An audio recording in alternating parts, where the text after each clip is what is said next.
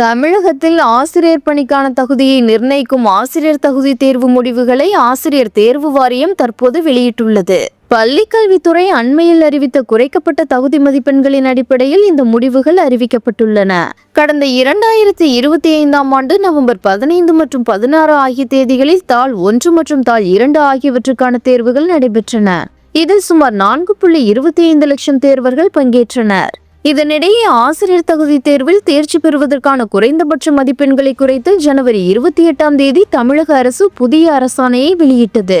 அந்த அரசாணையின் பலன் தற்போதைய தேர்வு எழுதியவர்களுக்கும் பொருந்தும் வகையில் முடிவுகள் தயார் செய்யப்பட்டுள்ளன. புதிய நடைமுறைப்படி 150 மதிப்பெண்களுக்கு நடத்தப்பட்ட இந்த தேர்வில் பொதுப்பிரிவினர் 90 மதிப்பெண்கள் பெற்றால் தேர்ச்சி என அறிவிக்கப்பட்டுள்ளது. அதேபோல் பிசி, எம்பிசி, பிசிஎம் மற்றும் மாற்றுத்திறனாளிகள் 75 மதிப்பெண்களும், எஸ்சி, எஸ்டி மற்றும் மருந்துதியர் பிரிவினர் 60 மதிப்பெண்களும் பெற்றாலே தகுதி பெற்றவர்களாக கருதப்படுகின்றனர். தகுதி மதிப்பெண்கள் குறைக்கப்பட்ட போதிலும் இந்த ஆண்டு தேர்வு முடிவுகள் அதிர்ச்சியளிக்கும் விதமாகவே அமைந்துள்ளது.